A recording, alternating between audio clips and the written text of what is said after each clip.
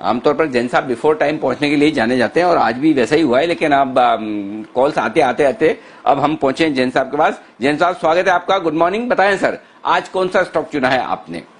Thank you very much Anil ji, very good morning. And stock चुना है Ador welding, Ador welding, ADOR welding limited. In fact बहुत पुरानी company है India में। आप देखिएगा अगर इंडस्ट्रियल जो कंज्यूमेबल्स है उसमें वेल्डिंग में और ये सब में देखेंगे तो अडवाणी ओर्लेकिन के नाम से ये पुरानी कंपनी जानी जाती थी। ओर्लेकिन जो एक स्विट्जरलैंड की एक बड़ी कंपनी है, उसके साथ टाइप में ये कंपनी मतलब 50-60 साल पहले आई हुई है। और ये कंपनी ऐसा देखिए पायनियर है वेल्डिंग में और एक बहुत सिग्निफिकेंट रोल कंपनी ने प्ले किया है इंडिया की इनफैक्ट इंडस्ट्रियलाइजेशन और इंफ्रास्ट्रक्चर डेवलपमेंट में। क्योंकि देखिए ये जब से है जब इनफैक्ट इंडिया में इंडस्ट्रियलाइजेशन हुआ ही नहीं था। और आप सबसे बढ़िया बात देखिए 1951 का मैंने ऑलरेडी बोल ही दिया, 300 प्लस डिस्ट्रीब्यूटर्स है कंपनी के और ये बहुत ही नामचीना ब्रांड है। मतलब आप देखेंगे अगर इसके ब्रांड्स को वेबसाइट जाके देखेंगे तो बहुत ही जबरदस्त पॉपुलर ब्रांड है और करीब 70 प्लस कंट्रीज में रीच है कंपनी की। और फिर अगर आप दूसरी बात और करें तो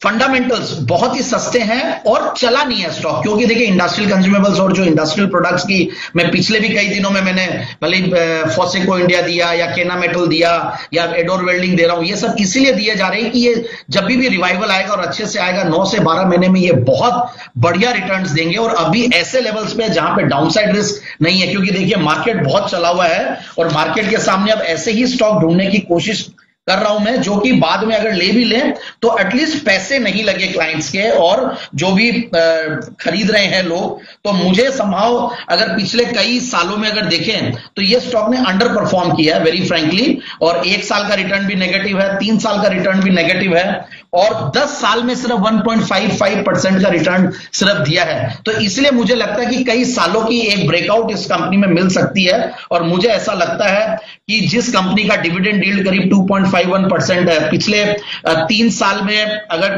प्रॉफिट की कैगर देखें तो 17-18% की प्रॉफिट की कैगर है। जून क्वार्टर हल्का था एज एक्सपेक्टेड, बट फिर भी टीटीएम बेसिस पे 25 करोड़ का पैट है जो कि 30 से 25 करोड़ के बीच में ये कंपनी कमाती है और 352 करोड़ की सिर्फ कंपनी है। और आप सेल्स की भी ग्रोथ 6-7% की, उसके सामने प्रॉफिटेबिलिटी में काफी इंप्रूवमेंट आया है। तो मुझे काफी कॉन्फिडेंस आता है इस कंपनी में। मुझे सबसे बढ़िया कॉन्फिडेंस ये आता है कि डाउनसाइड रिस्क बहुत ज्यादा नहीं है और आने वाले दिनों में ये आराम से, मैं अभी भले ही टारगेट में 325 का दे रहा हूं बट 350-400 तक के भी लेवल्स देखने को मिलेंगे। बहुत क्वालिटी कंपनी है, पुरानी पेडिग्री है और मैंने इसैब इंडिया इस सेगमेंट से पहले भी दिया हुआ है। ये थोड़े स्लो चलती हैं स्टॉक्स, वेल्डिंग और इलेक्ट्रोड्स और ये जो इंडस्ट्रियल करीब 200 करीब प्रोडक्ट से कंपनी बनाती है। फिर इन्होंने एक एकेडमी भी खोली है पूना में, तो मुझे बहुत बढ़िया लगती है। अनिल जी कल के कुछ मैं अपडेट्स दे देता हूं। सैक्सॉफ्ट देखिए इस वीक में मंडे को शायद दिया था 10%, आज भी ऊपर है क्योंकि मेरा यही एक्सपेक्टेशन था कि हैप्पीएस्ट माइंड जिस दिन लिस्ट होगा तो शायद ये सारे मिड कैप आईटी कंपनीज धूम मचाएंगे, तो सैक्सॉफ्ट ने मचाया। एबीटी नेचुरल जो मैंने 40 के लगभग दिया था 50 के लगभग है, तो ऑलरेडी टारगेट के आसपास अचीव्ड है। ओरिएंटल एरोमेटिक्स कल जो दिया था वो कल सर्किट पे बंद हुआ था और आज भी 2% करीब अप है।